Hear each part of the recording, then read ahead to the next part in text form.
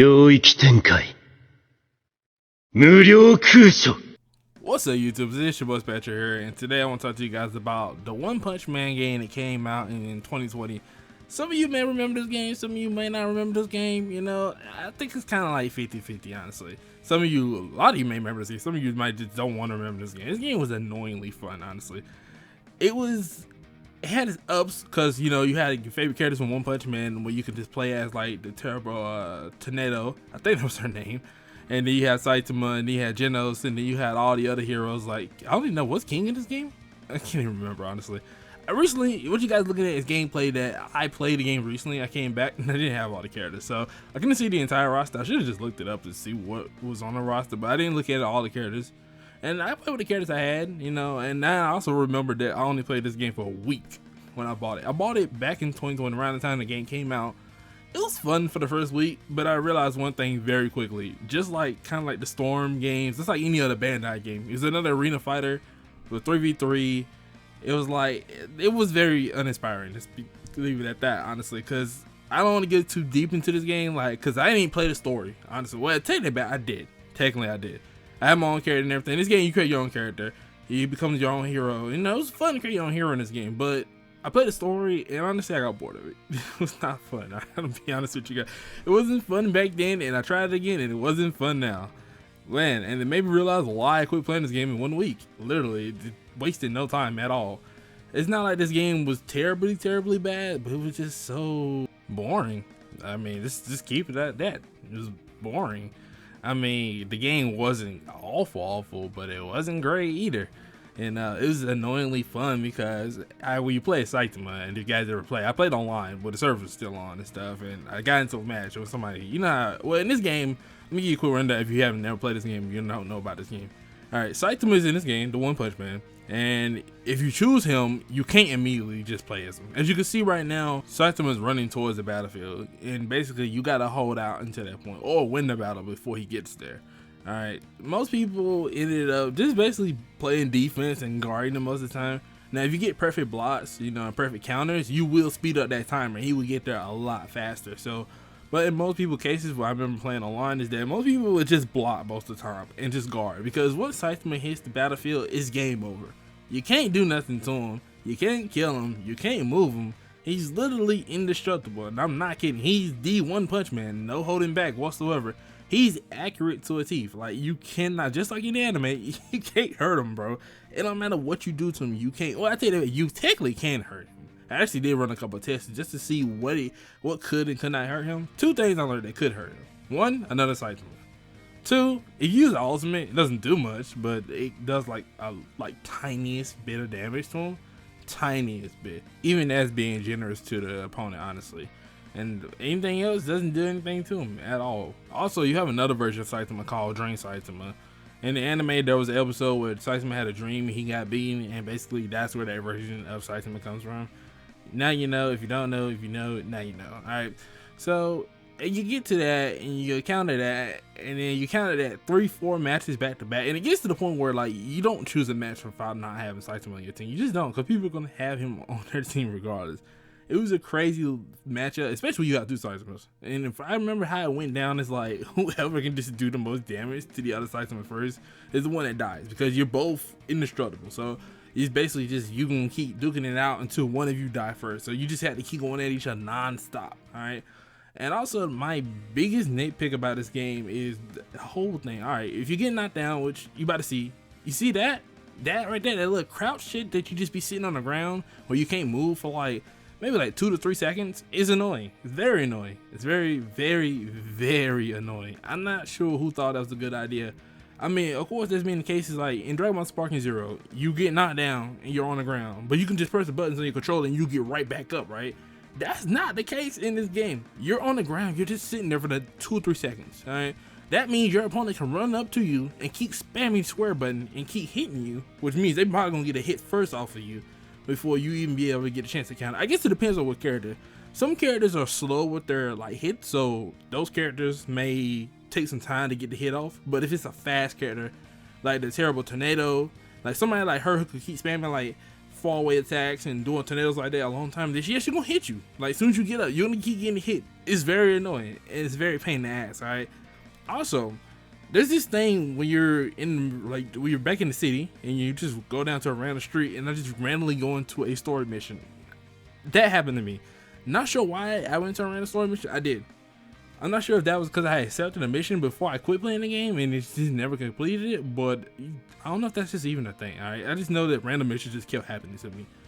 And other than that, for the most part, I did try to do some story missions. Don't get me wrong. Like I did go and try it again to see what the story mode was like, and it was boring. All right, I found myself doing the same missions over and over again. And it was like, I don't really want to do this. And then I just kind of got curious and took a look at what the trophies and stuff were looking like. I don't really trophy hunt, to be honest with you guys. I was just curious though, just wondering. And the trophies look pretty tedious to go through. But I'm pretty sure some trophy hunter, you know, some of the greatest trophy hunters is definitely already platinum this game. Props to you, man. Shout out to you guys. Because honestly, I can never. I can never platinum a game like this where I had to keep playing, fighting like this over and over again. But the system is fun if you're not really trying to take it seriously. This game was not meant to be taken seriously. Like, especially when you're just fighting with characters that are just as broken and unbalanced as these characters are, it's not meant to be balanced. These characters are meant to be super OP. These characters are meant to be nowhere near on the same level. Saitama is meant to be overpowered. I'm glad that Saitama is overpowered, even though when I fought against him, I felt like ripping my fucking eye sockets out and plugging them with earplugs. But you know, other than that, I had a lot of fun, alright? I'm not gonna lie. That 1 week of playing this game, it was a lot of fun. And I know it might sound like I'm really making fun of this game. I said only 1 week, but still, it was a lot of fun. I do remember going against my friend that whole week, and we just played a lot, and I won a couple online matches, but it just wasn't a game long-termly that you just keep playing over and over again. And honestly, if I can go back and not buy this game, I would. I don't know what you thought I was gonna say, but I would definitely stop myself behind this game. I only bought it because I was a huge fan of One Punch Man, which I don't know why I said I was. I still am, honestly. I really love One Punch Man. I don't know, I just love the gag of his character. It's just really funny to me. But seriously though, this game is something that if you really just want to play as an OP character and then just dominate against another opponent, or you just want to go and duke it out as one of your favorite anime characters and you feel like you want to play as them accurate as they are in anime, then I think One Punch Man, the hero nobody knows, does a really good job at that, being accurate to the characters. At least for Saitama and Genos and some of those characters like that. I'm not gonna say for everybody because I didn't have everybody, and I damn sure want to play this game story mode all the way through just to get those characters. Honestly, I just revisited this game to see what it is that I couldn't remember for the life of me why I didn't like this game, and that's really the main reason I came back to it. Because when I tend to play some games and I go a long time if I'm playing other games, I forget. Unless these are very strong impression on me, I'll forget why I don't like this game or I don't play it at all for some reason. And I saw this game in my library and I kept thinking to myself, why did I quit playing this game? Why did I never beat it? And then I played it and it all came back to me in like one giant flashback, and not one of those good ones. One of those, you know, you're getting beat up in an anime type of moment flashbacks. Like, it's just like, instead of getting a power up, I just felt nothing but sadness and why, like just complete whys. But other than that, I think this game was still fun to come back to though after so long. And honestly, now that I think about it, I think I just bought this game because it came out in 2020. So right in the height of the pandemic and all that going down, I think I was just buying games at that point. And it didn't help that it was One Punch Man and I was enjoying One Punch Man, and man, it's one of my favorite animes, and I'm like, bro, why not? You know, one of the situations. But I should have known better, honestly. Bandai is Bandai and they love their arena fighters. You're not gonna find too many Bandai games that don't do arena fighters these days. Now, I'm not sure about past Bandai games because I haven't played every Bandai game in history, but I played my share of Bandai games and they love their arena fighters. That's exactly in fact, now I think about it, this game is one of the reasons why I never bought that JJK game. Why, they did look cool and I do love me some JJK, I can't deny that, but them Bandai games, I'm trying to tell you, they got the formula. And it ain't no secret out the Krabby Patty, because I'm telling you, it's really out in the open and it's not hard to figure out. All you need to do is watch your good little gameplay trailer. And they like to kind of push those gameplay trailers a little close to the release date. You know, maybe they hoping somebody don't peep it. You know, they see their favorite anime, they might just want to buy it. I think that's how they get you. You know, they just, you know, slip that real close to that release date. And by that point, you know, either you pre-ordered it at that point, or either you still like on the fence about it, or either you forgot about it, you know. And I refuse to let Bandai fool me with their little arena fighter schemes they got going on in the Bandai company when they putting up their anime games. If it ain't a Dragon Ball Z game or a One Piece game, I don't want to see it. Or a Naruto game.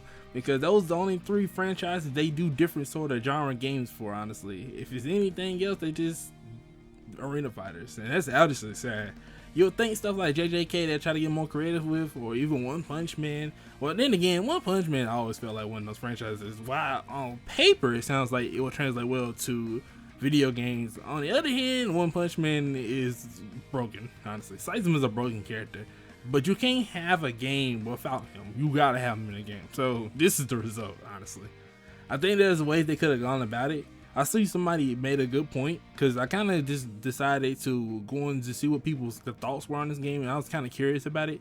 And honestly, I saw somebody make a good point about how broken Saitama is in this game, and they said that how, you know, Dragon Ball Z games, you got characters like Beerus that can also take damage, even though he's so much stronger than all the rest of the characters.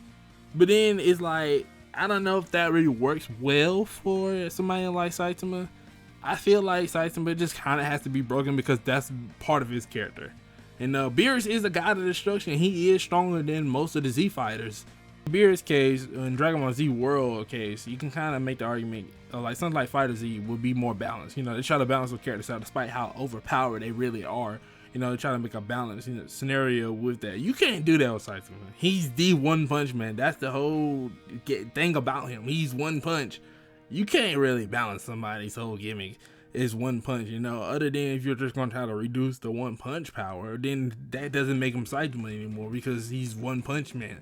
He has to One Punch things.